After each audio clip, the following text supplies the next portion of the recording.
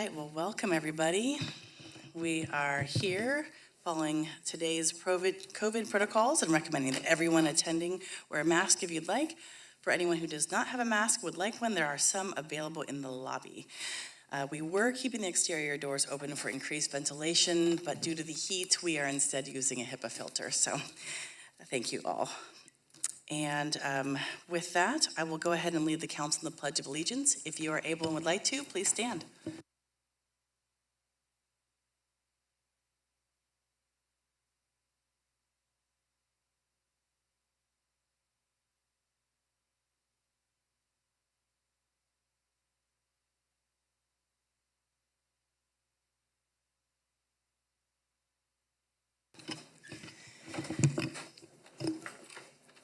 Well, today we're going to be starting with a presentation. And would Fire Chief Keith Agson like to start the introductions? Yes, absolutely. Good evening, Madam Mayor and Council. It's my privilege this evening to introduce our newest Fire Battalion Chief, Chief Shane Scove. Shane was born in the Los Angeles area. After high school, Shane joined the U.S. Coast Guard, where he did 4 years as a machinery technician, 3rd class, on a 110-foot patrol boat out of San Diego. He was a maritime law enforcement boarding officer, EMT, and cutter rescue swimmer. After the Coast Guard, Chief Scove worked for Brea Fire Department for 1 year as apprentice firefighter. And we've got our apprentice firefighter program. After being hired full-time with the Long Beach Fire Department. Chief Scove was a firefighter paramedic for the city of Long Beach for over 8 years before a career move relocated his family to the Central Coast in 2009. Chief Scove became a member of our organization in October of 2009 and has held the positions of firefighter paramedic, engineer paramedic, captain paramedic, and he was our very first training officer of the new position that was funded just this last year. And he most recently promoted to battalion chief on C shift, and his primary responsibility is overseeing the EMS division of our operations. EMS is nearly 70% of the responses we have, so there's a lot that goes along with that program. His supervision and management are really going to be crucial to continued success of the service we provide. Chief Scove has an AS degree in fire science, is a graduate of the Los Angeles Fire Department's Leadership Academy, and a member of the SLO County Hazardous Material Team as a hazardous material specialist. When he's off duty, he likes to surf, road cycle, mountain bike. Shane resides in Paso Robles with his wife, Mandalina, his daughters Ashley, 17, and Sophia, 17, sons Taylor and Daniel, 14 and 27. Help me welcome Chief Scove. Thank you, Chief. Thank you, Madam Mayor, members of the City Council, City Manager Johnson, and the City Leadership Team. I stand before you this evening, and I just want to say I'm truly humbled, and I'm truly honored to be selected as the next Battalion Chief for the SLO City Fire Department. It's something that's been a lifelong goal of mine, so I stand before you, and I am looking forward to helping align our organization with the city's major goals and to provide leadership for all of our members of the fire department. I look forward to working with you all in my new position. Thank you very much.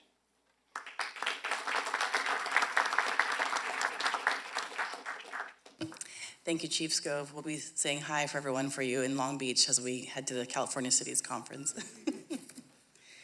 Well, next, I'd like to ask up Vice Presidents Terrace Herons and Keith Humphrey. I know. To the podium. Something as long awaited as the Cal Poly update on current housing and enrollment. Good evening, everyone. Madam Mayor, thank you for having me, council members. Terrence Harris, and I am a longtime resident of the city of San Luis Obispo, fortunate enough to have been a resident here since 1988 and stuck around and went to Cal Poly. And have been fortunate enough to be able to work on campus for the last 18 years. The role that I have on campus is personal to me. Being a member of this community is important to me, and excited to give you a brief update on where we stand with enrollment. Just wanted to start by touching on some of our goals. In terms of enrollment management, we always strive to, first and foremost, meet the need of full-time equivalent students that the state of California asks us to educate. Then we work down to our program level enrollment targets at Cal Poly. We always strive to deliver a class that's diverse and inclusive, and we ensure that we have practices and policies that reflect being a welcoming environment. And last but not least, in terms of these high-level goals, is maintaining academic excellence and our high retention and graduation rates. As you all know, Cal Poly is a campus that has had a fantastic tradition of being a leader in terms of graduation rates and retention, and helping to put out some very, very skilled workers into the workforce. So these remain very high priorities. This is a look at the past 5 years from 2017, fall 2017 to 2021 head counts, just to give you a little bit of a historical view of where we are. Right around 22,000 students has been kind of the steady pace that Cal Poly has experienced over the last few years. And of course, again, this is the fall head count numbers that we're looking at. Present, we have about 21,639 students that are enrolled for the fall of 2022. This number we expect to continue to grow a little bit between now and what we call the add drop period, which is the 8th day of enrollment. So coming up, we start classes in a few weeks here. So we're getting close to our projected number of around 21,800, and we expect to end up with a fall head count somewhere near there this year. Again, just for the sake of comparison, that's slightly lower in terms of a head count than we had last year. One of the primary reasons that it's slightly lower is return to study abroad. That's a big impact on our campus. Over the last 2 years with COVID protocols in place, we did not have high numbers of students studying abroad, but we're back to an expectation of about 600 or 700 students this fall who will be abroad. That 21,639 is comprised of about 20,850 undergraduate students and just below 790 in terms of graduate students. Just looking to the future, in terms of our enrollment, the state of California has asked for the public institutions to help produce more college graduates, to help produce more folks that are ready to go out into the workforce. There are a number of different studies that have been done. Public Policy Institute of California has cited that by 2030, it's estimated that we could be as close to 1.1 million short of the workforce necessary to continue to carry on the skilled jobs that the state of California needs. One response to that is a request of both the UC and the CSU system to modestly grow enrollment over the next few years. Cal Poly is one of the campuses in the CSU system, of course, that has a lot of demand. We are a campus that turns away a lot of very well-qualified students every year. So we undoubtedly will be one of the campuses that they turn to ask us to continue to help the state of California meet its goals and its demand for a workforce that's prepared to do the jobs necessary. We are one of 16 campuses this past year that was asked to increase enrollment. I give you headcount numbers, but the state measures us by what they call FTE, full-time equivalent students. We were asked to increase our number by about 700 FTE between from 2021-22 to the 2022-23 school year. We have done that even though the headcount number is going to be slightly lower. Our full-time equivalent student number is going to be slightly higher than it was last year. We are not likely to get to the full 700, but about 400 to 500 higher FTE, largely impacted by what we were able to do this summer by enrolling a number of students in the summer term. We continue to work at taking advantage of things like virtual education where appropriate. And we continue to look to partner with our local community colleges to help grow enrollment and the throughput of students from Cuesta, Hancock, and the other schools in what we call Region 6, which are the kind of Salinas to Salinas to Ventura area community colleges. So strong partnerships there, and as well as utilizing things like virtual enrollment in the summer to bolster our enrollment numbers are the areas that we have been focusing on growing that enrollment. And with that, I'm going to turn it over to my colleague, Vice President Keith Humphrey.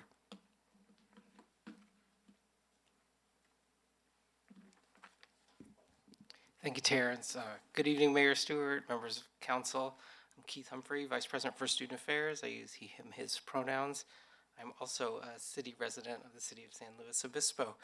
I'm excited this evening to talk to you about the future housing plans and the growth of student housing at Cal Poly. This evening, I'm going to share with you how Cal Poly has increased housing over the past 20 years, where we are now in our current capacity, and our plans to help us meet our housing needs and manage some of the enrollment growth that Terrence talked about. We know that more campus housing on the Cal Poly campus has many benefits, and one of them is direct benefits to the city of San Luis Obispo. We know it's tough to find housing in SLO with a vacancy rate in the rental property community of roughly about 3%. That impacts our students, but it also impacts our employees and other industries looking to bring talented workforce into the city of San Luis Obispo. More campus housing helps us meet our sustainability goals with less traffic congestion, more students biking. It says fewer students biking or driving to campus. With fewer students driving to campus, more students biking to campus. I love when you find an edit live in front of City Council. We limit the campus parking. We only have limited parking options available for our first-year students so that cars are not coming to the city, and our students are trained to use the bus services, and we appreciate some of the wonderful things that you all have done, the bike paths and safety enhancements that make some of our policy shifts away from cars more possible for our students.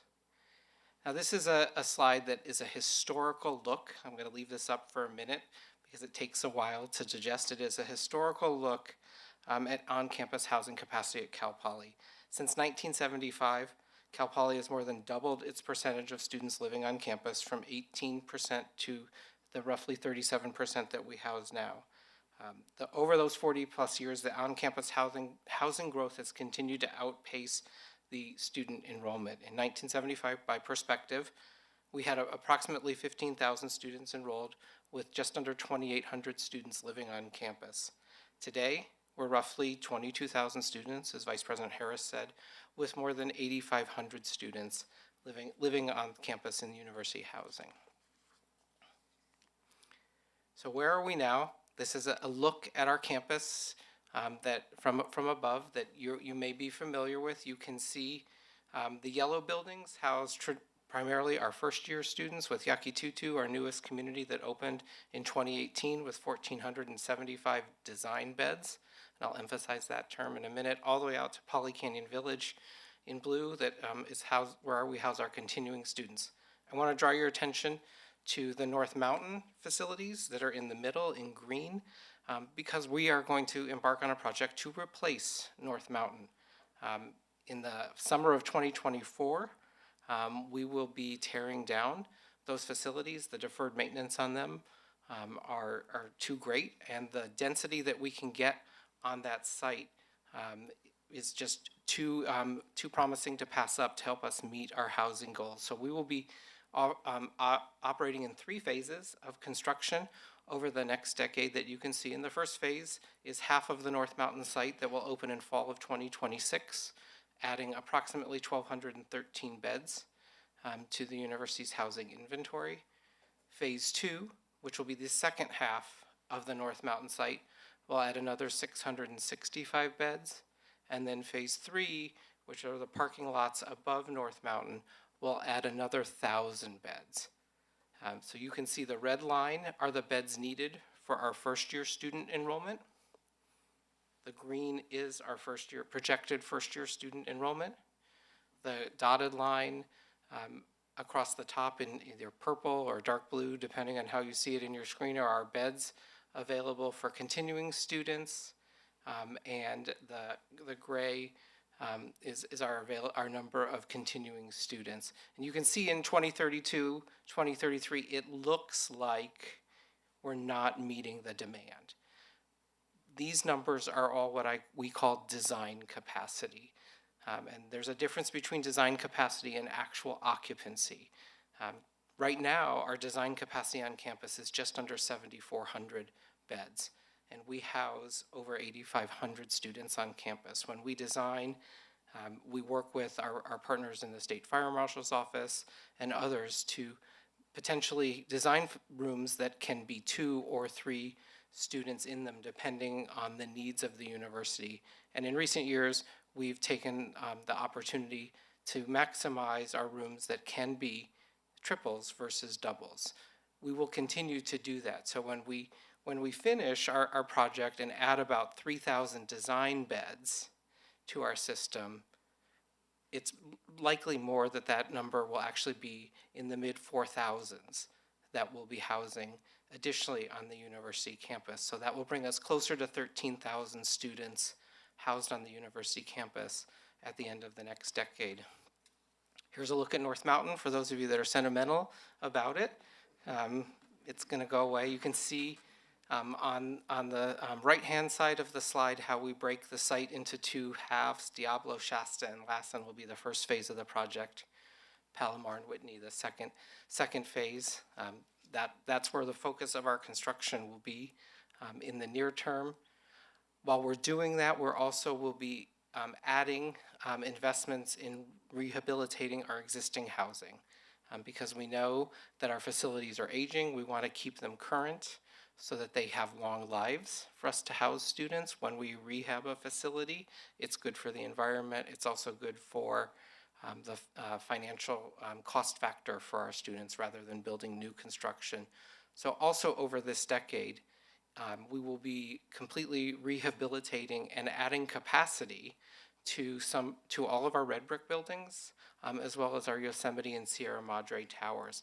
All of that work will be done in summers, so that we don't lose that housing capacity to house students during the academic year.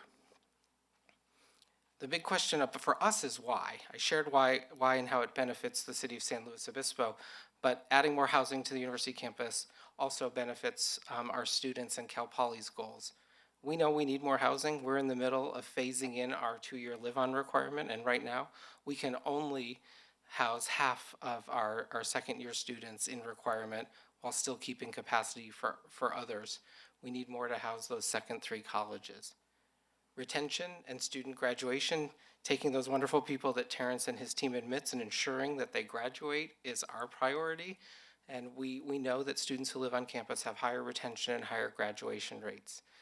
7.5% increase for first-generation students, 10% increase for low-income students. And as Cal Poly continues to diversify and grow the number of students in these categories, adding more housing is going to be critical to ensuring that those students earn their degrees and contribute to the California economy. Access to student services, the reliance on health and well-being, basic needs, academic support, all of the things that come with living on campus are critical. And then sustainability is incredibly important to us. As we continue to add more housing on campus, we have reduced the annual agriculture, sports complex, and housing water use by over 50% since 2012, while we've added thousands of beds to campus. And that's just through good use of facilities, changing out fixtures, things of that nature, and smart students that are recognize the moment that we live in and are conscious when they shower. We are also looking at workforce housing and have a project underway to house Cal Poly employees on the university campus. In 2021, we did a survey. 77% of our employees want to purchase a home locally. 23% told us they were more interested in rental Our Bella Montagna complex, which you're familiar with on Highland and on Route 1, is currently the only housing employment development, and it's full.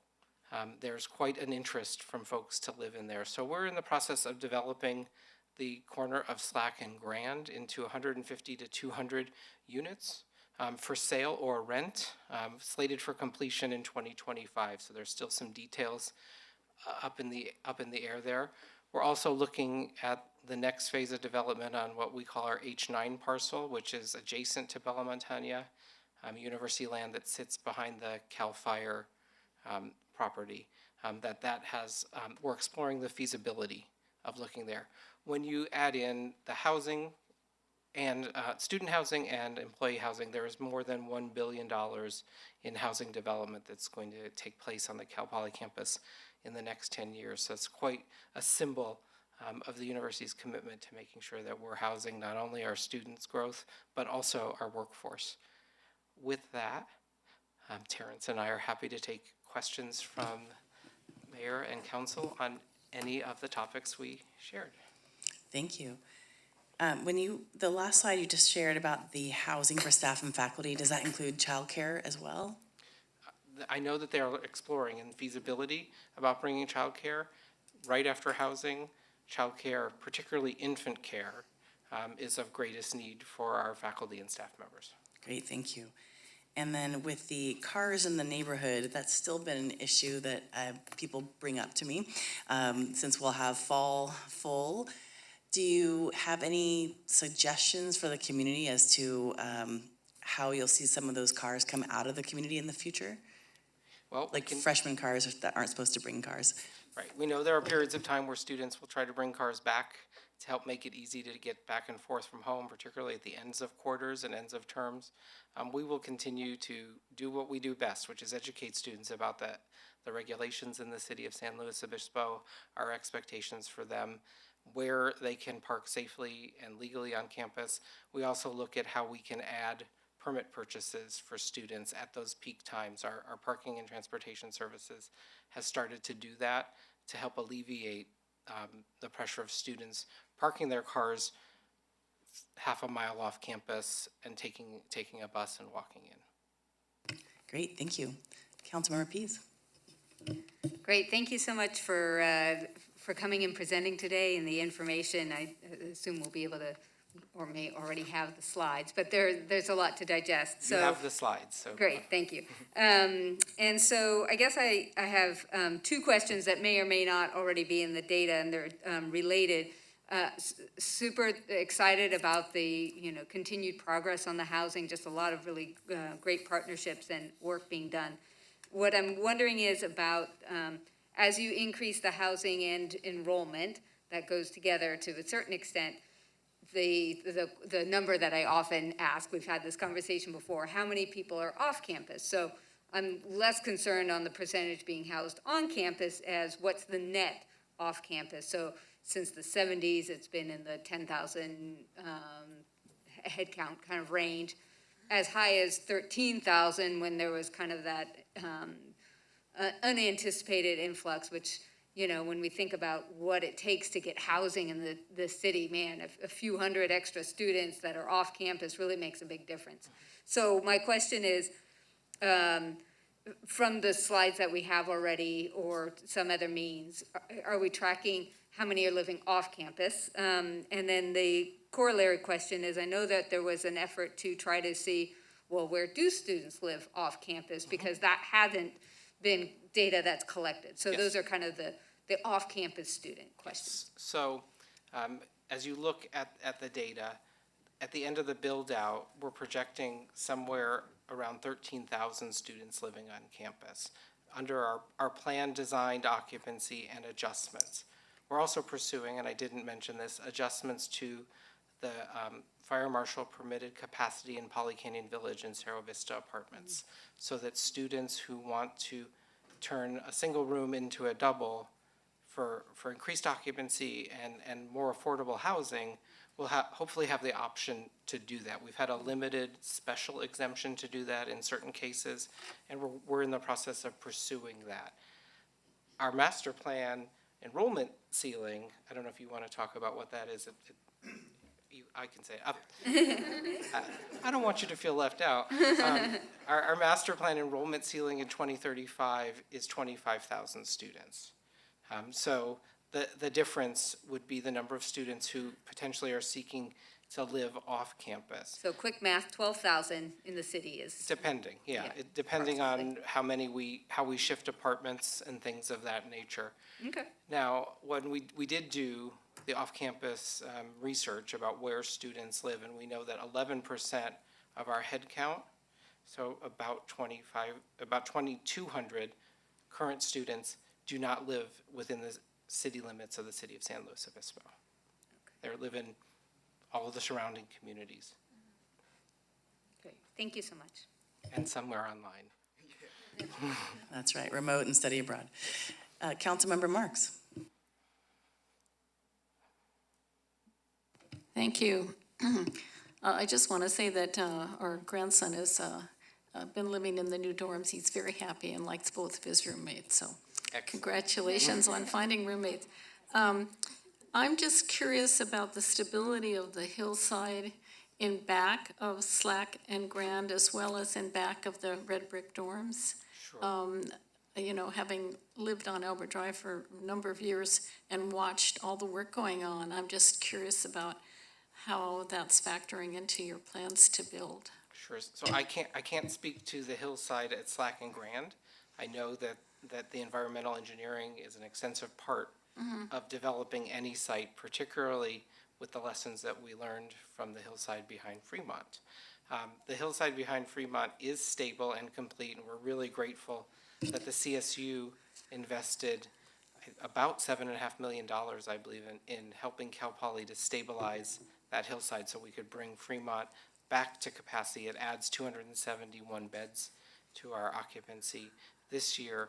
Over last year, there are several giant French drain systems, quite a large retaining wall. The site will actually reopen on Friday, completely done. So at 3 o'clock, and so I was given the time today, so I'm going to be up there at 3:01. We're confident that the hillside has been stabilized, and the issues that were discovered in 2016 have been addressed. Thank you. Thank you. Councilmember Shoresman. Yes, thank you. We're hitting all the hot topics tonight that we get lots of questions and comments about. Housing, parking, bikes, roads, all the stuff. You mentioned in one of your slides, I think it was where you thought there was an error. I think it said something like, more housing on campus means more people riding and walking their bikes, which is true, hopefully. I wonder if you are thinking about any, there is still a tendency to want to bring a car if you have the ability to bring a car. I know some students are not allowed to bring cars, and you talked about, the limited amount of parking on campus. Are there additional incentives, I guess you could say, or ways, how do you encourage for both students on and off campus to use the bus, use bikes, use their feet? Sure. So we continue to provide the free bus service to students in partnership with the city. That's an important incentive for students to be able to get out and use that transportation, knowing it comes at no cost to them. We educate them. We're going to bring in just over 5,100 just under 51. Right at 5,100. He knows this is, I wade into his territory.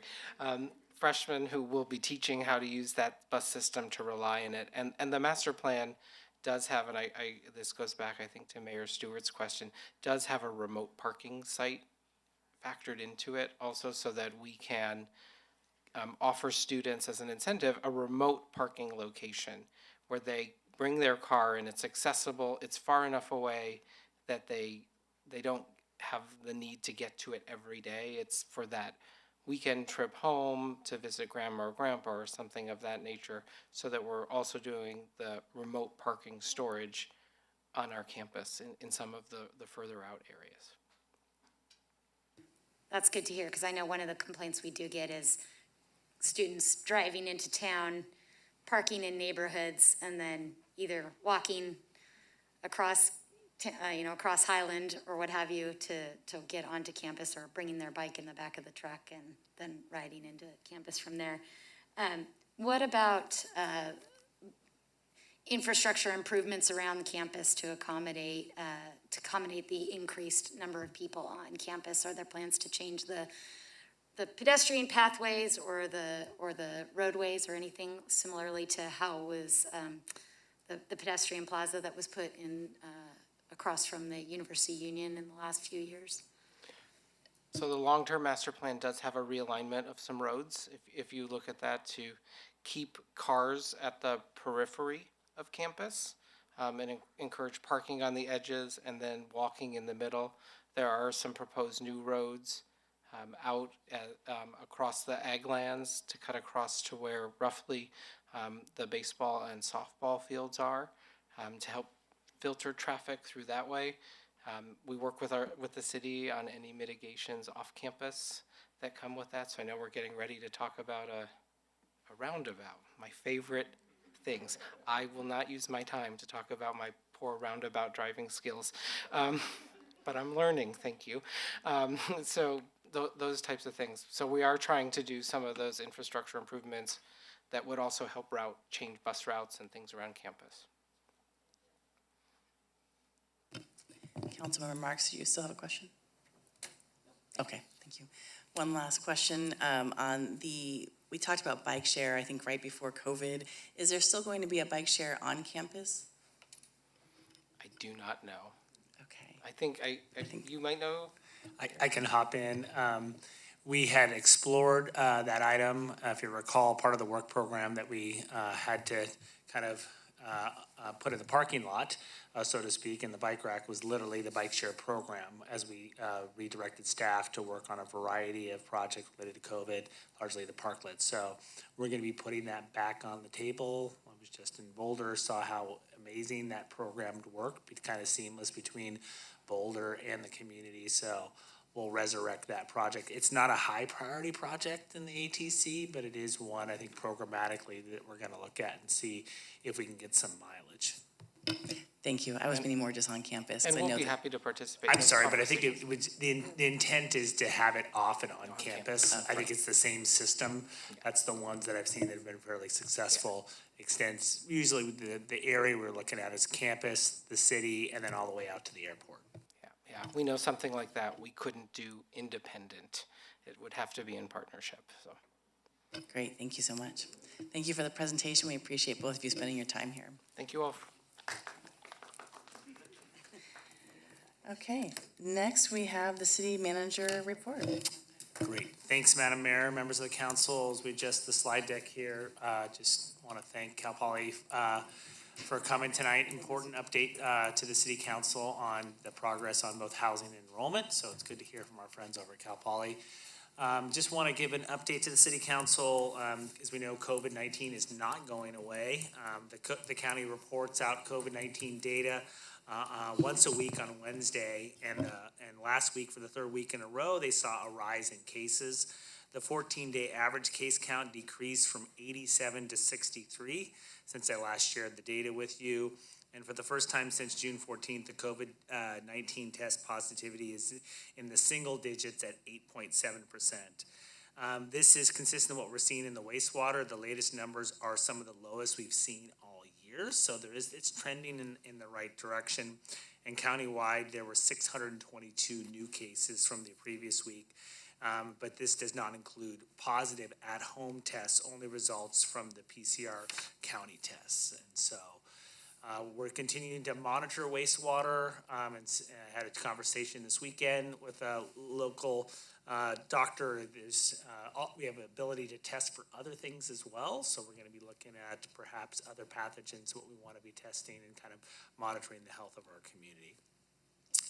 Shifting gears over to Diablo Canyon update, as you may have read and know, the council at the last meeting did authorize the mayor and council member Shoresman and myself Councilmember Christensen, Vice Mayor Christensen, excuse me, to work together on outlining a letter to the governor. And so we were able to do that, and a lot of work, and thanks to Hans Poschman, who works on our legislative advocacy program, we were able to send a letter with all of the mayors in our city, including, in our county, and also Santa Maria. And that was well in advance of when the legislature introduced the bill SB 846 to allow for the extension of Diablo. And I would say that our letter and a lot of the advocacy behind the scenes did have some impact. That letter did cause, I would say, many different provisions of SB 846 to have areas that the city could support.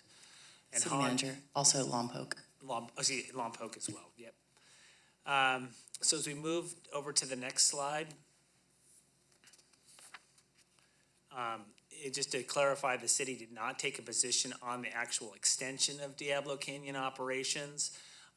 What we did provide is that essentially here were some areas, if a bill did move forward, here is some elements of what the city and the coalition of cities would hope would be included in that bill.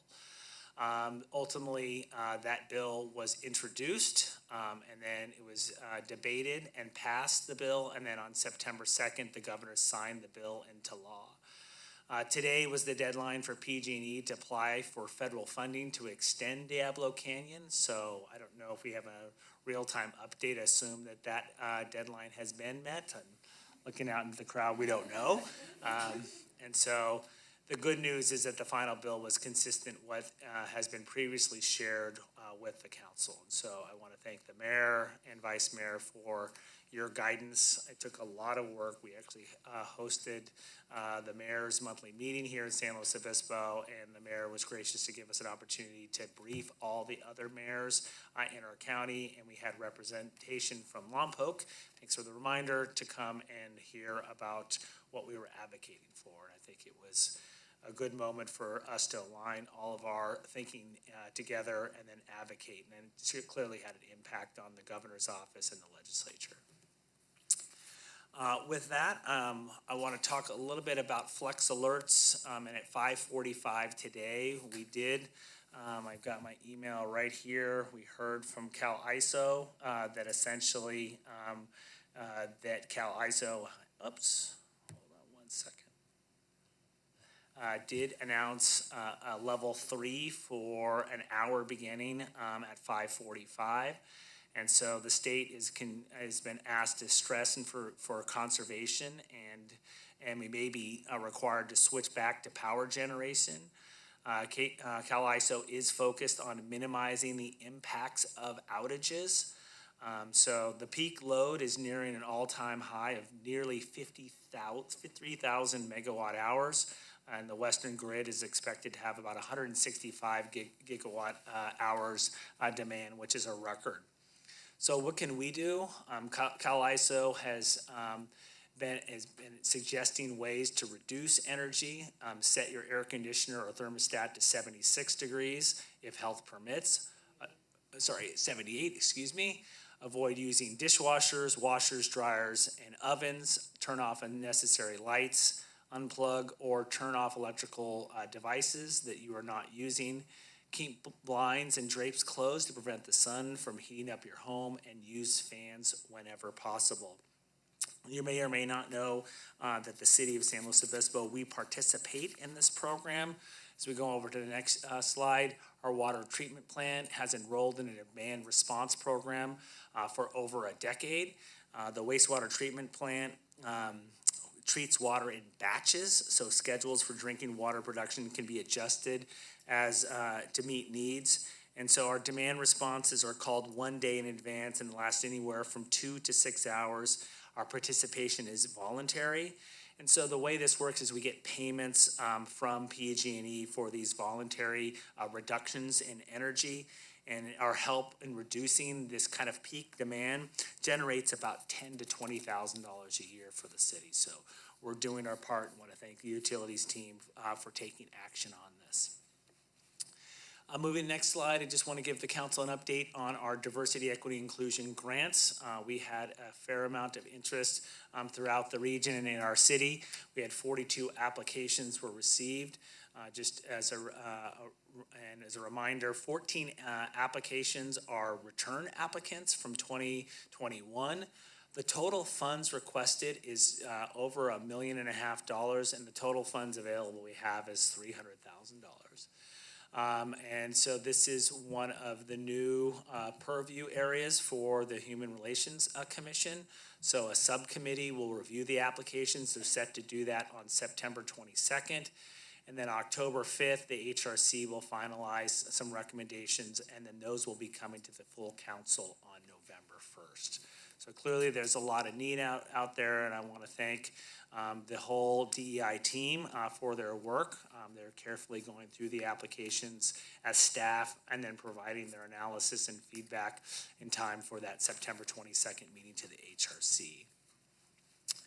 We have a fair amount of construction in and happening around the city. You may or may not noticed a lot of slurry sealing, a lot of pipe replacement, a fair amount of tree work. There's virtually every single part of town is having some amount of work that's happening. Sewer replacement work and water line replacement is happening on North Truro and the Foothill neighborhoods. We've actually expanded the scope of that work based upon what we found out in the field. Transportation and mobility improvements are happening in the Laguna Lake neighborhood. So you may have seen a fair amount of curb cuts and some speed humps and other ways we're trying to calm traffic. North Truro and Foothill neighborhoods and downtown are also seeing some of those improvements. We're expanding some work for the protected bike lane on Marsh Street. So you may have seen some of the additional medians that are being installed on Marsh Street that extend the work that happened last summer as part of the paving program. And then we're patching some streets, including Higuera downtown this week.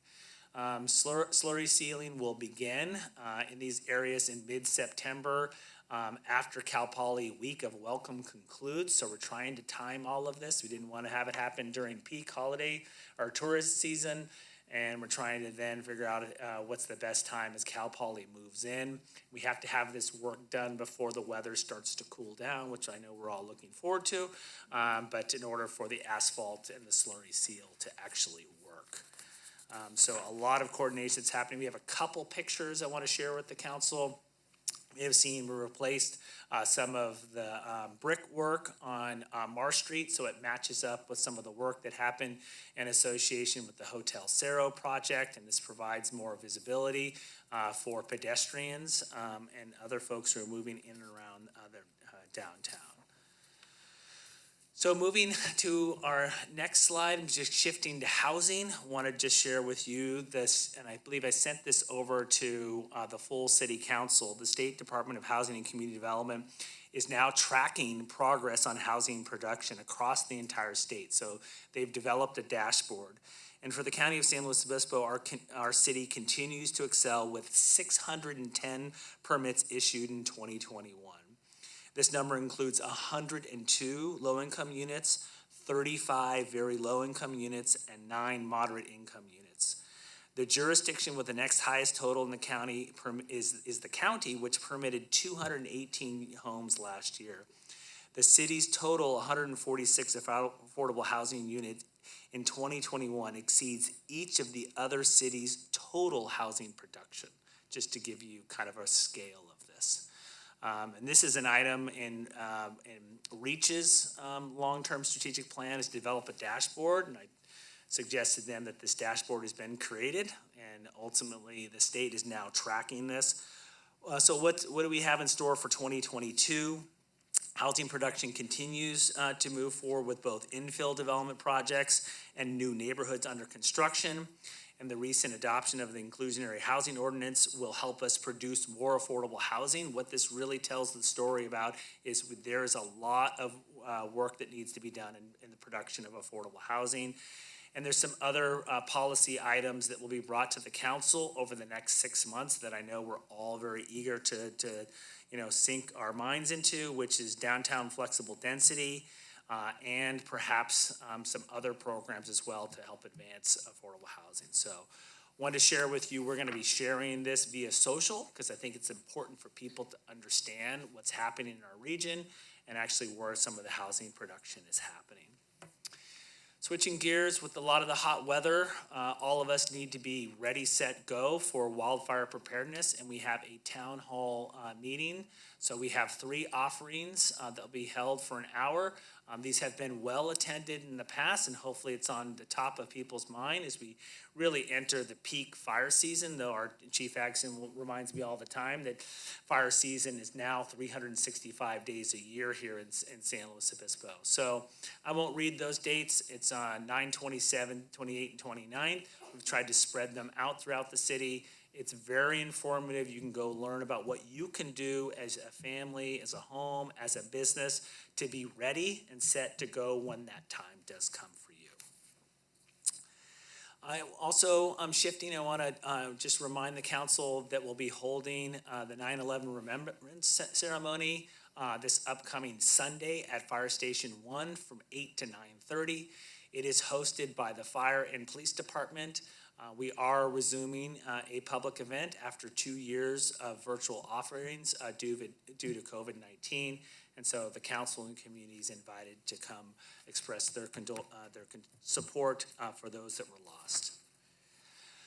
Another reminder is that the Safety Enhancement Zone begins on September 13th at 19 and extends through September 26th at 7 a.m. Fines double for violations in slow and including, and I won't read all of those. And so we've been doing a fair amount of outreach on Mustang News, postcards, media release, email blasts, social media blasts. We've been providing presentations during WOW and to other Greek organizations, just to remind everyone as we get back to whatever the new normal looks like of some of these rules that are on the book. I want to share with council also an update on the Mission Plaza car crash and repairs. I want to just thank the police and fire department for their excellent response. And so the crash damaged the protective bollard and the wall outside of the Mission Plaza. The bollards did their job well, prevented the car traveling too far into Mission Plaza and, say, for example, damaging the fountain. So the repairs to the wall began today, and they're working with the contractor to schedule replacement of the concrete bollards and potentially other areas that were damaged by the crash. I want to just thank the mayor and the council members who were able to attend last week. We were invited to a project that the city worked diligently on for about 6 years. It was a project that we required as part of the Avalanche development, but ultimately was permitted, and then the project was managed by the county of San Luis Obispo. It was 100% funded by the developer, and it essentially extends Buckley Road out to South Higuera. And so as I rode through there this morning, the signal techs were putting out the last pieces of the signals. When it becomes operational is a little bit unknown. And so the road is intended to facilitate kind of an improved vehicular circulation. Eventually, this will result in changes on Higuera, so you'll no longer be able to make the left in, left out off of Vachel, which will radically improve both the safety and the operations of that portion of town. The great thing about this road as well is it accommodates the future connections with the Bob Jones Trail. So you can really start to imagine, if you go there, you can see the trail that's being constructed on Avila Ranch. You can imagine going down through this Buckley Road extension, stopping off at the Octagon Barn, and then imagine taking a full Class 1 bikeway all the way down to Avila Beach. And so this is, a piece of that segment. It's taken a lot of work. I want to thank the Public Works team, Matt and Luke, and everyone else to help work on some of these details. We also have a slow transit open house meeting. So we have the open house meetings are a different topic, so they are intended to really include disadvantaged businesses, so DBEs. So we provided an update. We also provide a update on our program. So we have separate meetings that are set up, and I won't read those dates. And there will be followed up by an open house that's held at the City County Library. So we want to hear from you as we update this part of our federal planning effort. Moving next to outdoor family movie night. So we have a movie night that's set up on September 9th from 6:30 to 9 o'clock. So the movie starts at sunset. It's at the Sinsheimer Stadium. It's in the outfield. We ask people to bring chairs, blankets, and non-alcoholic drinks and food. There is a variety of food that are available for purchase. We do ask that people leave their pets at home, and I just want to remind everyone that the facility is ADA accessible, and all of you who haven't seen Moana, you'll have a chance to see it outside with your neighbors. Moving to the last slide, as we move into the consent calendar tonight, we've got a host of items that we've brought forward to you. We've got the minutes, we've got proposals on our strategic asset plan, will help us do some planning into the future on managing our capital assets. We have construction contract for replacement of Fire Station 1 for the roof. We have advisory body assignments, and we have authorization for the railroad safety fencing. And we've got a grant for the Edward Byrne Memorial Justice Assistance for doing with the Office of OTS to do some law enforcement, mental health and wellness assistant grant. And then we have a request to authorize a replacement of Juniper core network equipment. That's really the backbone of our IT system. And then the last item is to authorize for staff to apply for a local agency technical grant for the preparation of a broadband master plan. And that will really support some of the city's allocation of ARPA funding related to broadband. So I provided that information tonight because I know it's always somewhat of a mystery of what's on consent, so I thought I would give a brief synopsis. That was a new section. Yeah. Any questions for the city manager? Okay. Oh, yes, go ahead. Sorry, just briefly wanted to either add or have you fill in on, although it's not our project, the train station update that folks might have noticed. Great, thank you. And Councilman Pease, you probably have more information than I do, but we were able to work with SlowCog and help them provide some funding for, I would say, some rehab and rehabilitation of our historic train station. So they're doing a series of improvements both to the interior and exterior. They're not changing the layout of the building, not expanding it, not making it smaller. These are essentially kind of furnishings and finishes. If you've stopped by the train station, you will see that it, is looking a little tired. So you'll see new paint, you'll see some deferred maintenance issues that are being attended to. And we're trying to make sure throughout the process that a lot of the historic character is preserved. In particular, some of the font on the outside of the building that is unique font that welcomes people to San Luis Obispo. So we're trying to coordinate some of those pieces to make sure all of that essentially the historic integrity is preserved. And so I want to thank the Councilmember Pease and SlowCog who've done a lot of work to obtain that funding, and then also the intricate balancing of trying to then get the necessary permits from UP, Union Pacific, and then try to work with Amtrak at the same time. Right, and Amtrak is actually the one who ended up picking up to manage the project. So, yeah, quite a collaboration, so thank you. Awesome, thank you. Anything else for the city manager? Okay. Well, now is that time to fill out your yellow slip if you haven't yet. And this is public comment for items that are not on the consent agenda or not on the public hearings. So any items, City Clerk?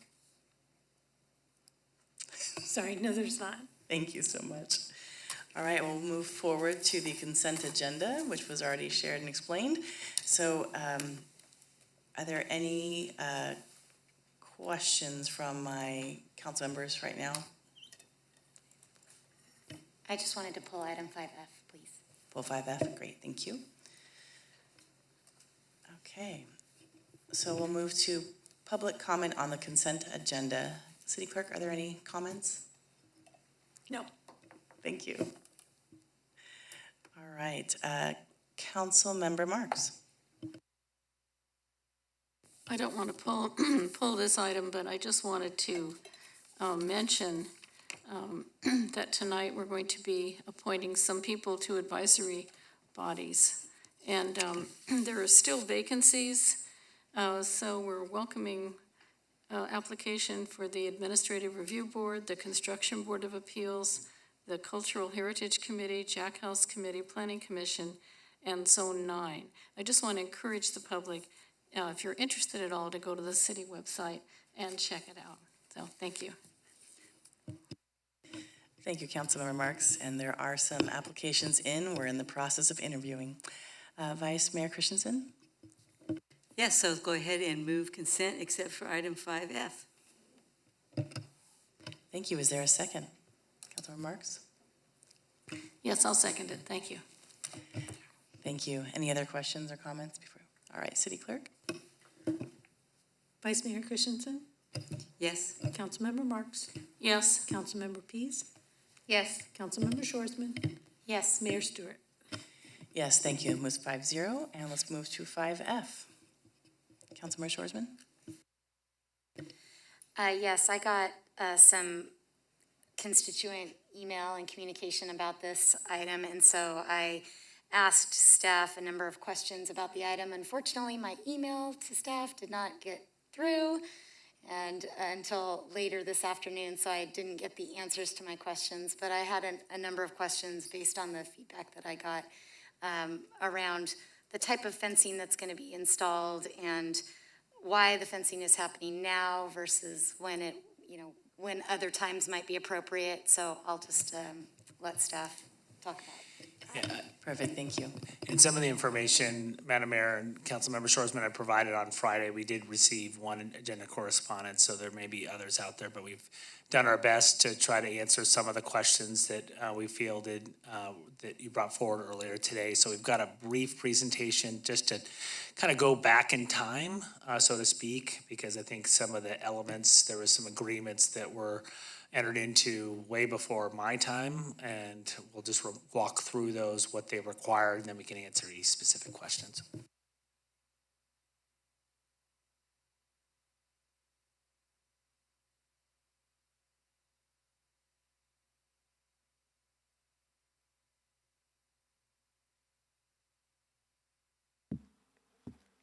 Perfect, thank you.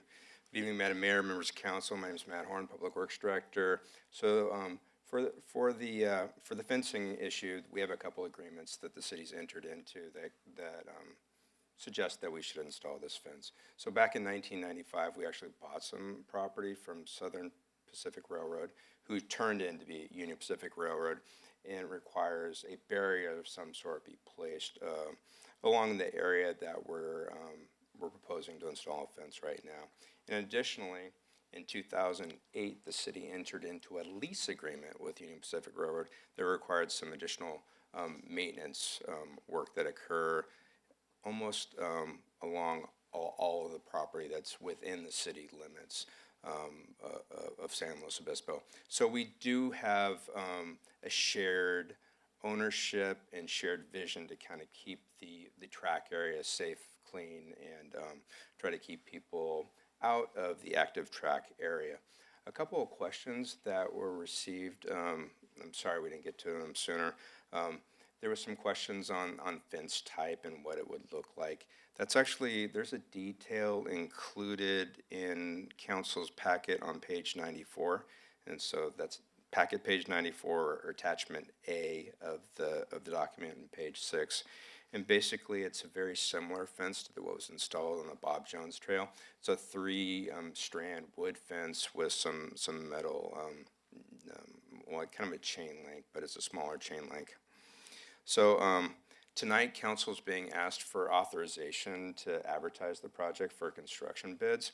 And so we anticipate that will take 2 to 3 months typically for the bidding process, and it'll probably take about 6 months to install the fencing in this area. And that's basically along the railroad safety trail from Orchid to just about the Jennifer Street Bridge. It's a little bit away from the Jennifer Street Bridge, but almost there.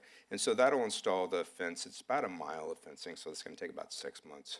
to complete that work. So in totality, we're probably 9 months over from a ribbon cutting on the fence, maybe, I don't know. So as far as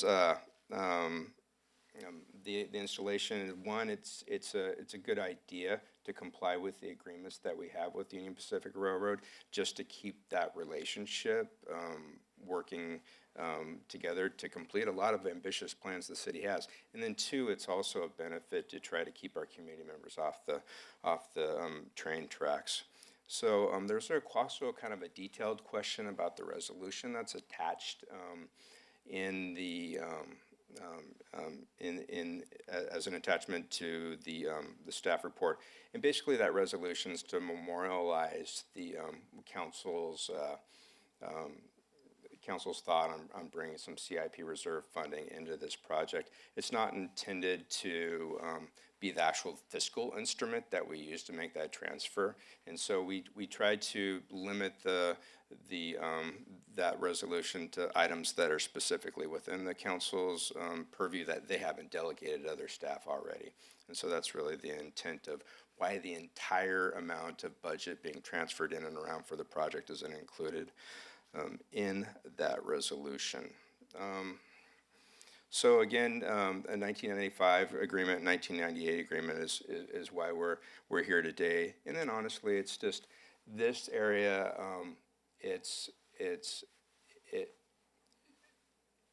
I think the picture kind of says it all. I was going to try to frame it, and then I just, a picture is worth 1,000 or 2,000 of my words. And so there you go. And that's what we're trying to address in that photo right there.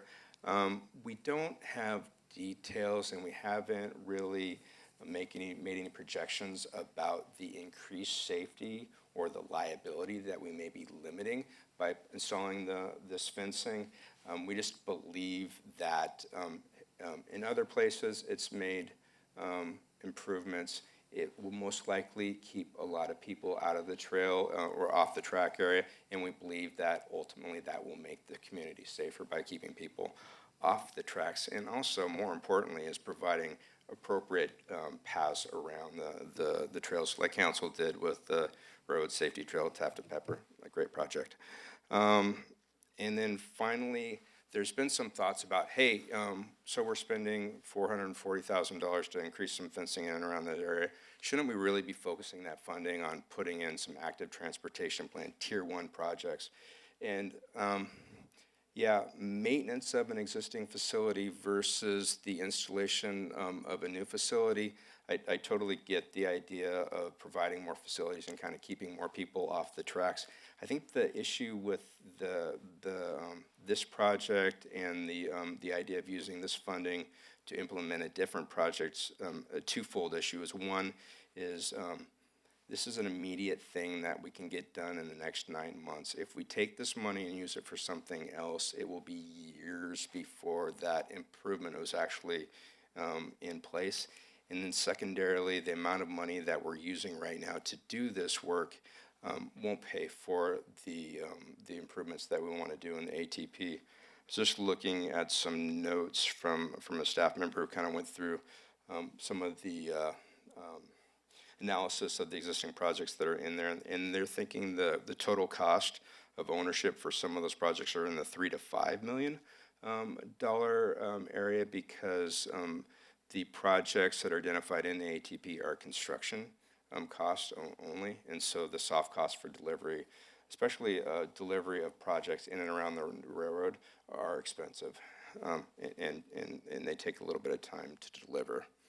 So I think I hit most of the questions that I received, but of course I'm open for more questions from council.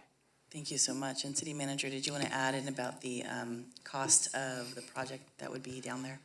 Sure, a little bit about the project, but I want to back up just a little bit. So the grant deed that was entered into back in 1995, it does obligate. It is a requirement to construct and maintain a wall or other barrier on the UP tracks between Jennifer Street Bridge and Orcutt Road. So that was our commitment back in 1995. That's what we negotiated in exchange for essentially allowing for that bike path to be constructed. A wall or barrier is not defined. It's essentially, intended to try to keep people from crossing the tracks, because that was the main issue, is that the railroad was concerned that if we invite people to use that area, are we gonna see an increase in the number of individuals who are crossing at grade? And that's something that they try very hard to discourage. And then in 2008, we entered into a lease agreement, so that there are also pieces of UP right-of-way that we needed in order to build the railroad safety trail from Taft North to Cal Poly. And so in that agreement that we entered to, it requires the city to take on vegetation and trash abatement along the full extent of UP railroad tracks within the city limits for a $1 a year annual lease. It required the city to maintain that 7-foot tall black security fence that you see kind of around where the trains park in perpetuity. And it also provides that we have the same obligations to maintain and retain the other security fencing that takes us all the way down to Orcutt Road. And that agreement is very clear that it also requires the city to repair any damaged fencing, clean graffiti, to remove any unauthorized signs from the fence, and post no trespassing signage along the extent of the fencing. So those were the obligations. That's what we agreed to in our lease agreement with the railroad. So the other question is, why is this happening now? And the short answer is that Measure G has afforded us the ability to catch up on a lot of deferred maintenance. We have so much maintenance. You heard me talk earlier about slow in motion. And so as we think about future partnerships with UP, we know we need to be in position to have honored the commitments that we've already made. And I won't belabor those again. Those are both in the covenant that we have and in the lease agreement. So that's why this is coming to you now, because we've had those agreements. And when we were up in Roseville about 3-4 years ago, talking about the bridge that we recently completed, part of the conversation was just about how we were going to get to honoring our existing obligations on both the lease and the covenant. Thank you. Councilmember Shoresman? Yeah, thank you for all of that. So going back to something that you said about the costs and how one of the arguments that I've heard, and you reiterated this, is it's a lot of money to pay for a fence when we could build something. But what I'm hearing you say, I think, is that the amount of the cost of the fence is not even close to what we would need in order to install the project that's in the ATP, that's the overpass bridge. Is that what I'm understanding? Just want to make sure that that was clear, because there was a little bit of jargon in your answer. So. Oh, sorry. Yes, you framed it exactly right. The money that we're talking about now would not provide you the improvement that's in the ATP for that cost. So I think the folks that are concerned about us doing this at this point are concerned that there will never be this completion of this project. What would be the process for them to advocate for this project? What would the timeline be? I know there's a lot of unknowns in that question, but I'm just kind of... Great question. So we're going to be moving into really the next financial plan. So the council adopted the active transportation plan. It set forth a whole list of priority projects. And so we'll be developing our work program.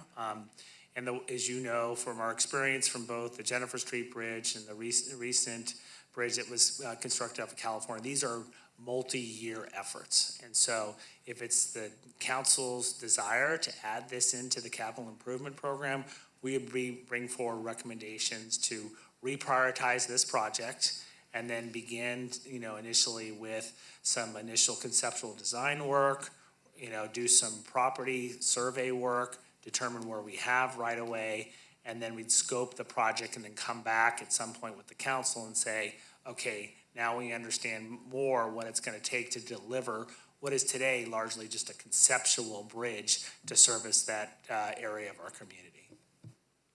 Yeah, absolutely. And then one other thing that we'd also be doing is trying to manage our existing workload with the new ad and ask for council's guidance on what's the most important to the community. We have a lot of vision in our capital improvement plan. We have a lot of things in the pipeline.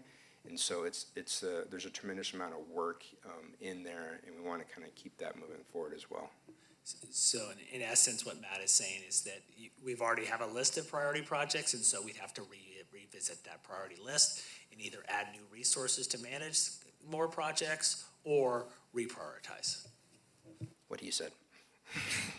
So if you're an advocate wanting to push for this project, then make your voice heard during the financial planning process. Correct. There'll be surveys, there'll be a community workshop, and then we hear from all the 17 different advisory bodies. So the 17 different advisory bodies, that's really where the council has historically taken its cues is, okay, what does the active transportation committee in this instance feel are the highest priorities for allocation of resources?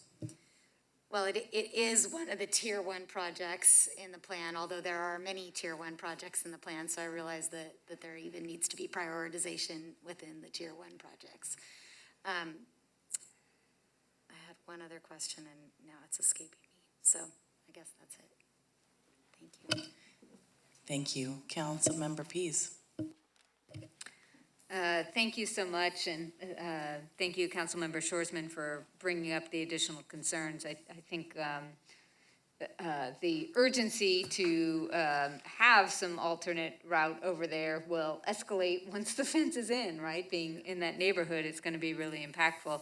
And I did want to note, we have asked about what about an at-grade pedestrian bike crossing, and UP has a pretty solid policy that no new crossings. However, for SLOCOG, I'm the liaison, I serve on the Coast Rail Coordinating Council, which does include a member of Union Pacific and other rail agencies. And I and some other municipalities, organizations have talked about how unreasonable that is in a time where light rail is going back and forth through cities with very robust, secure, at-grade pedestrian and bike crossings, metal rails that move across with some levels of control. And so I don't give up on the idea of pursuing parallel paths, but a bridge over it is millions of dollars, and you can do a really good system that I think would be safe. And it's heavy rail versus light rail, I know. But we're having the conversation at CRCC, and we'll let you know if we make any progress. And so with that, I'll move approval of. We have a few more comments still. Oh, sorry. That's okay. We'll let you move that next, though. Councilmember Marks.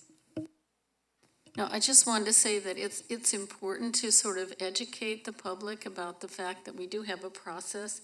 There is a budget, the whole community forum, there is a time and a place to raise these concerns. And I also want to say it's very, very important for the city to maintain and to keep our word and stick to the commitments that we have made with Union Pacific, with Amtrak, with the public, with the whole world. I really feel it's very, very important. So anyway, I support the project. Thank you. Thank you. Councilmember Shoresman. Yeah, I remembered my question, thank you. The question was, do our current agreements with Union Pacific allow for some of these crossing ideas or plans that are in our active transportation plan currently? I know that's their property technically. Can we do the project that's in concept in the ATP? So thank you. So each new project that will be moving into Union Pacific Railroad property will require some sort of permit, lease, or purchase from Union Pacific Railroad for that. Each time we do that, we enter into a new agreement with Union Pacific Railroad. And that a new agreement could include additional requirements or remove existing requirements. So yes, we'll need to, no, we don't have all the authorities that necessary to install the projects. Yes, we will have new agreements, and they might have additional constraints on those agreements as well. And I just add that the next one, and correct me, Matt, if I'm wrong, we have a project that's 100% fully funded for improvements at the at-grade crossing to help address pedestrian and bicycle safety at Foothill in California. And I think there we need a couple hundred square feet, is my understanding. And so those are, I think we've been on year 3 or 4 on that project. It's 100% funded. So again, we want to be positioned with UP to talk about how we've met all of our existing obligations as we look to really enhance ped and bicycle safety at that location. Thank you. I mean, as you bring that up, I mean, I very much remember the death that was there at that crossing. So I'm thankful that we are working on how do we make our area safer as far as the different railroad crossing areas, whether they are official or unofficial crossing spaces.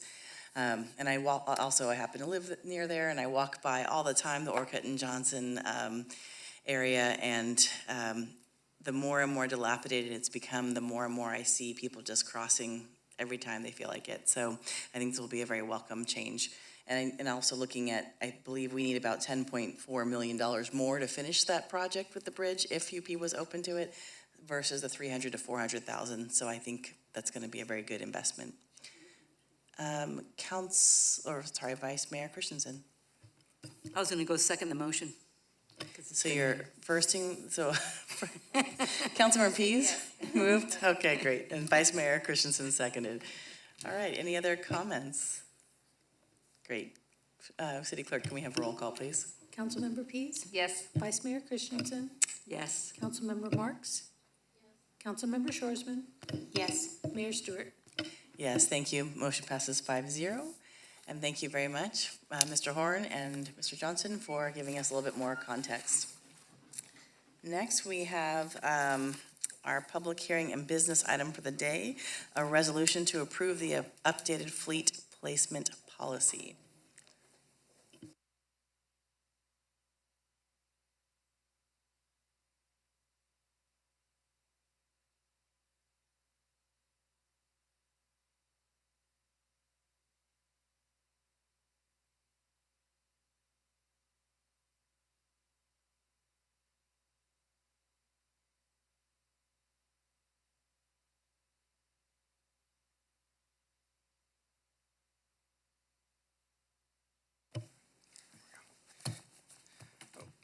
Good evening, Madam Mayor, members of council, Matt Horn again, Public Works Director, and I am joined by Greg Cruz. He's our Deputy Director of Maintenance Operations. I can't say enough great things about Greg Cruz. He's our person down at the corporation yard handling parks maintenance, streets maintenance, urban forestry, fleet services, and facilities maintenance. So I tell Greg to work harder and faster.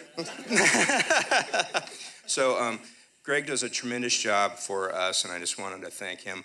And then one of the items that we have here before you this evening, you know, it really isn't, this is kind of a lower level policy document that we have before you this evening, but it came up during some of our budgeting talks earlier this year, so we thought it might be a great opportunity to kind of bring our fleet replacement policy to council, so you can provide us some insight and through your lens. And so, as I mentioned, this is a kind of a lower level or staff level policy that we work through here at the city. So, you know, of course, council sets the general plan and all the specific elements in the general plan. We have the climate action plan that gives us great direction on that.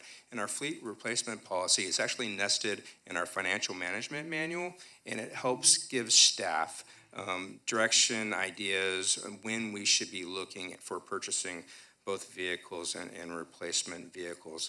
And with that, Greg's done a great job crafting a policy for staff to follow, and Greg will give the presentation. Madam Mayor, members of the council, I'm Greg Cruz with the Public Works Department, here this evening to present with you the updated fleet policy. So the recommendation this evening is to adopt a resolution approving the updated fleet replacement policy. A little bit of background, as Matt mentioned, so historically, staff has used Section 405 of the city's Financial Management Manual as guidance when recommending fleet and equipment replacements. This document has target guidelines for service life, miles, and hours, as well as environmental stewardship section. But the environmental section didn't go far enough to meet the council's goals of 2030 carbon neutrality for city operations. In addition to that, there was no guidance for scheduled fleet replacements during times of economic crisis. The Fleet Services Program is administered by the Public Works Department and is responsible for the maintenance, repair, procurement, and disposal of all city fleet and equipment, with the exception of city transit buses and fire equipment. Fleet replacements are included in the city's 5-year capital improvement project within the city's financial plan. So the purpose of the update is to document the criteria, including the evaluation process, cycle times for replacement of city vehicles and equipment that are managed by the Fleet Services Program. And again, this policy does not apply to transit buses or fire apparatus, but it should be noted that transit programs already begun the process of electrifying their fleet. The update also addresses fleet replacement in times of economic crisis, as mentioned, and when the city implements a fiscal health response plan or fiscal health contingency plan. So the updated policy aligns with the council goals of carbon neutrality for city operations by 2030, which includes the council adopted lead by example plan. Now, some of the changes to the policy were metrics added to the fleet replacement, which aim to achieve 100% all-electric light-duty vehicle fleet, 50% zero emissions medium and heavy-duty vehicles, 100% all-electric transit fleet, and 100% all-electric equipment, with the exception of certain equipment that's unavailable in electric models, pumps, and backup generators.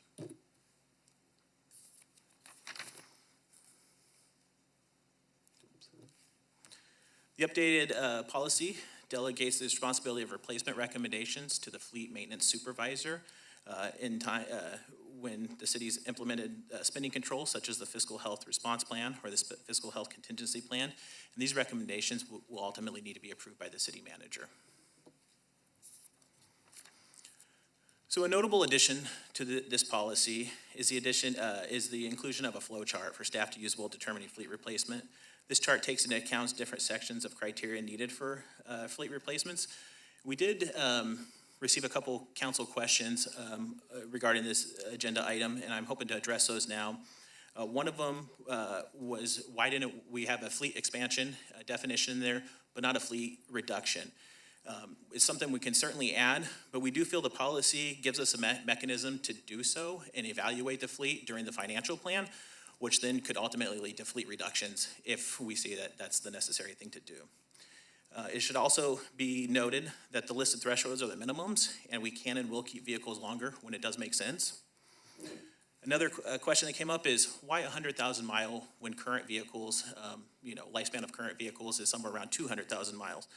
So aside from police patrol vehicles, city vehicles are driven on a weekday basis, Monday, 9 to 5, for in-town driving. So based on a calculation, the average city vehicle would take 23 years to hit 100,000 miles. And keeping vehicles that long, documenting to keep vehicles that long would reduce the ability to provide modern, safe, and repairable vehicles at times. Another helpful tool the city intends to use to transition the fleet to electric is the Fleet Electrification Strategic Plan. This plan is in the very early stages with a kickoff meeting, data collection, and fleet baseline completed. Pending tasks include electric vehicle suitability, total cost of ownership, charging needs, and knowledge transfer. And as I mentioned, the study, we've only had one meeting post-kickoff. So we got some very early on statistics that we did want to share with you because they're awfully exciting. Staff will return and update the council once the fleet electrification study is completed, but I did want to mention these just because it was a little timely with receiving them in correlation to the update. So the early numbers we received, our consultant believes the city can successfully replace 92% of the 185 on-road vehicles with electric or plug-in hybrid electric vehicles. The city's current replacement plan could achieve a 71% of fleet electrification by 2030 in its current standing.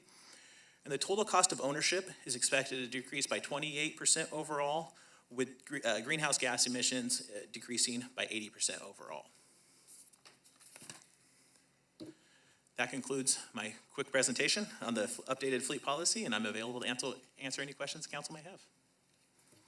Wow, that was quick. And that last slide was awesome.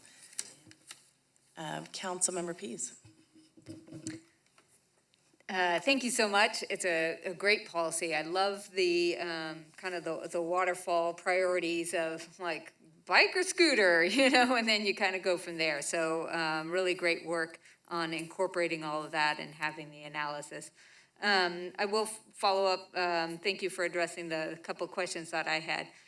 In terms of contraction, you know, fleet expansion, kind of maintain or an intentional fleet contraction, as opposed to what the policy currently seems to be doing is identifying if a vehicle is at the end of its useful life, is it eligible for replacement or not? And here we go.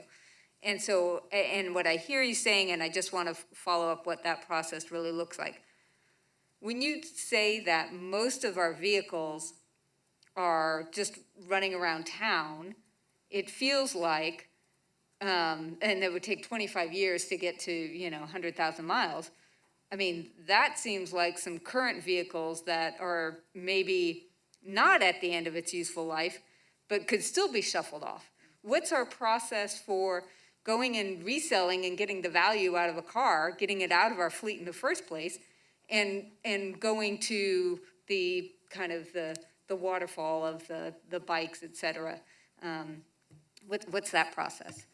So currently we'll look, you know, when we go through the analysis and make recommendations, if there's a new need within a program, we'll first look to programs that have underutilized assets to fill those needs.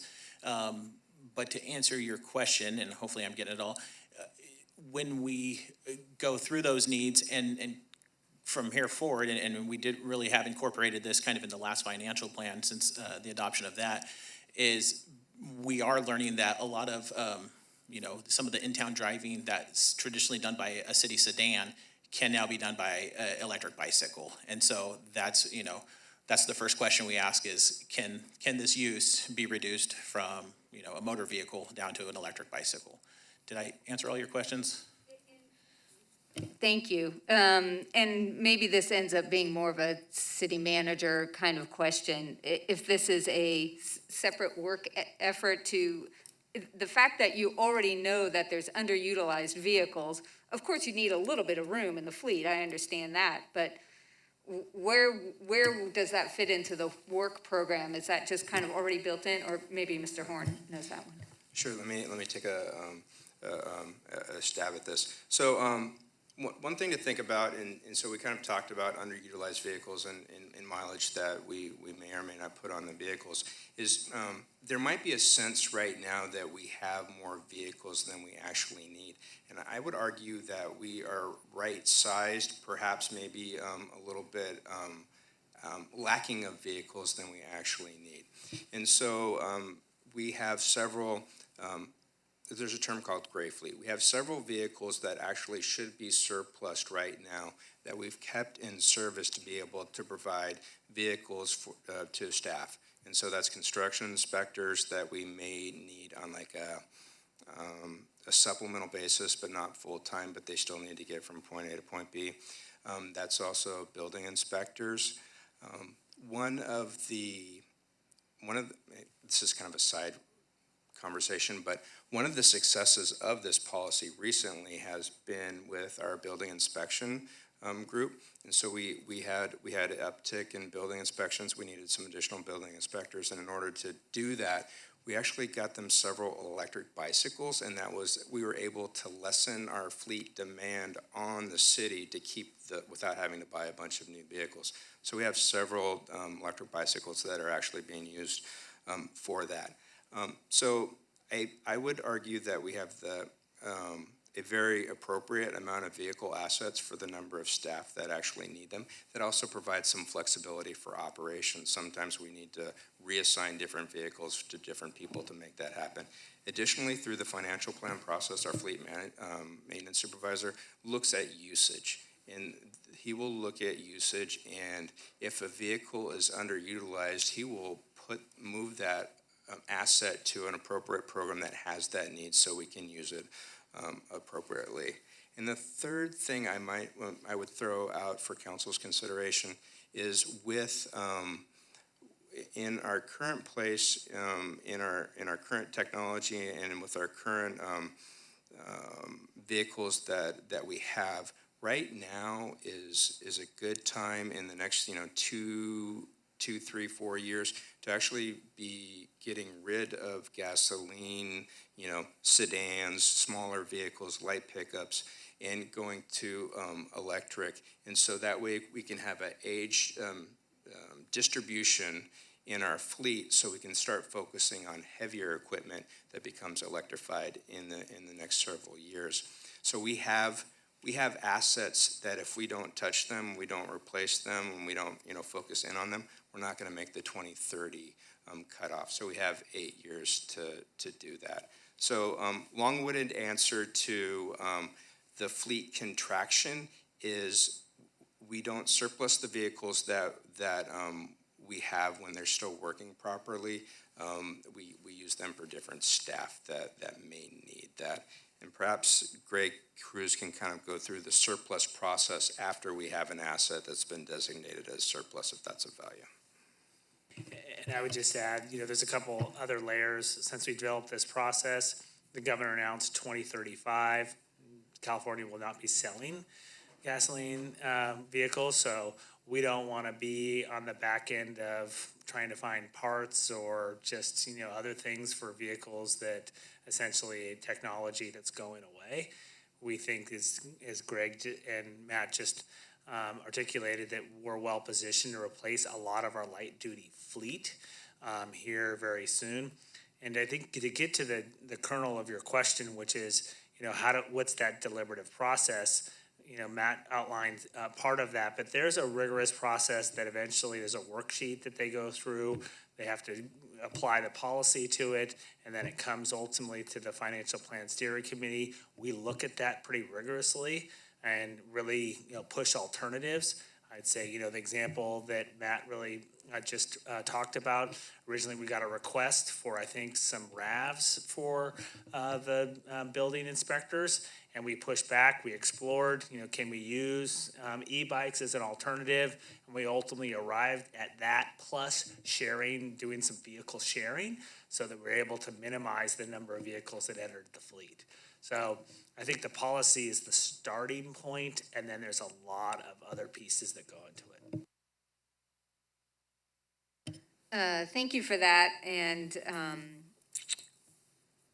I appreciate that direction, and I think there's maybe still one more shift in that intentionality that I don't know needs to go in the policy necessarily, but just the idea of looking at the usage. Great. Is there a way where, okay, this car still works fine. People still need it, but if we bought 4 bicycles, and then they share that other one, that kind of thinking it feels like good stewardship of our monies and of our environmental policy. So that's more of a comment at this point than a change to the policy. I had asked the question about mileage. I appreciate the understanding that, it seems like it was either years or mileage, whichever you hit first, and it sounds like almost always we're hitting the years before the miles. So it's a bit of a moot point. And I do trust our folks to be keeping these things up and running as long as they possibly can, if they're in good shape, so, thank you. Thank you. And I truly appreciate that flow chart. It just kind of gave me a little more visual to how we're going through this policy. And I also appreciate, this policy as a guideline, and so that you have some room. I know I was mentioning to someone earlier about, well, what about new versus used? When we had this recent economic crisis and all of a sudden people needed new used cars, like, hey, maybe we can make a little extra money and get rid of these used cars. But realistically, that's the decisions you get to make with this policy, so I appreciate that. Councilmember Shoresman. Yeah, I just wanted to say that I appreciate it. I know this policy isn't around buses, but I did appreciate the mention of the 2 electric buses that are being purchased. And I did kind of wonder, so will the new electric buses, even though that's not really, this kind of a tangent, I guess, but what will happen to the old buses? Do they just get scrapped, or are these new buses that we're getting that are electric, are they going to replace old ones? Or are they going to add to the fleet? We're not expanding our transit fleet with the purchase of the 2 electric buses. They'll replace existing assets. I believe there's a formal FTA, Federal Transit Authority process for surplusing buses, but I would have to defer to our interim transit manager, Austin O'Dell, and I didn't ask him that question. That's okay, it's out of the purview of today, but, and then also I have seen the inspection staff tooling around on their e-bikes, and they seem pretty happy doing it too, so it's fun to see. Well, I think we've got all the questions of staff so far. Now it's public comment time. Any public comment? No, there's not. Okay, great. Okay, so at this point, I see Councilmember Marks. Well, I just really appreciate all the work that's gone into this. I think it makes so much sense, and I'd like to move the staff recommendation. I'll second. Good job. I was going to call you next. Thank you so much. Can we have a roll call, please? Councilmember Marks? Yes. Vice Mayor Christensen? Yes. Councilmember Pease? Yes. Councilmember Shoresman? Yes. Mayor Stewart? Yes, motion passes 5-0. Thank you for a fabulous report and all the work you're all both doing. I know, we're getting there. Okay, now it's time for the liaison reports and communications. Councilmember Marks. Yes, I'll keep it really brief. I wanted to let everyone know that the IWMA has hired a new deputy director who is presently a city staff member, Jordan Lane. She'll be moving over to the IWMA. Hey, what? Yep. Hey, what? I know. Well, it's I'm of mixed emotions, I must say. She's going to do a great job, and she'll just be right across the street. So, in terms of the Air Pollution Control District, California State Parks, for the first time since 2017, is proposing no new dust mitigation measures, and the Air Pollution Control District staff has rejected their refusal to move forward with more dust mitigation measures, and they have extended the deadline for state parks to come up with some better ideas to mitigate the dust, and it's September 8th. So I'll be finding out more next time the Air Pollution Control District meets, which is not for a couple of weeks. I also wanted to just say that all of these outages, which are, plaguing everyone, but they're especially the San Luis Ranch neighborhood. And I just want to say that I'm not sure there's anything the city can do, but when we, by policy, create all-electric neighborhoods, I think somehow we also have to make sure that PG&E is able to provide electricity, that the infrastructure is there. And I would like to urge PG&E and 3CE, Community Choice Aggregate, to think about microgrids when we have these intense neighborhoods that go forward, where all this power is being drawn with no alternatives, because there's no gas, right? So, yeah. Pardon? Do we know that that's the cause to the outages? I mean, what if it has nothing to do with it? We don't know what the cost to the outages is, but we don't have any other neighborhoods that are so intense in terms of the draw, the electric draw, yeah. City Manager. So, Madam Mayor, I'm Thank going you. to refer over to Deputy City Manager Herman. I think he's looked into this a little bit. I don't know if you had a chance to connect with PG&E. Yes, thank you, Mayor and Council. I've actually been exchanging emails with PG&E as we've been here tonight to try and confirm that. But what we know at this point, at least what's being reported, is that it's actually from their enhanced power line safety settings system that they have, which automatically turns off power to a certain section of their grid if they sense some sort of disturbance with their infrastructure. And so I've asked to confirm that with them, understand if that is in fact the case, and if we expect whatever it was that triggered that system to happen in the coming days. So we'll get that information and pass it along to the council when we receive it. thank you.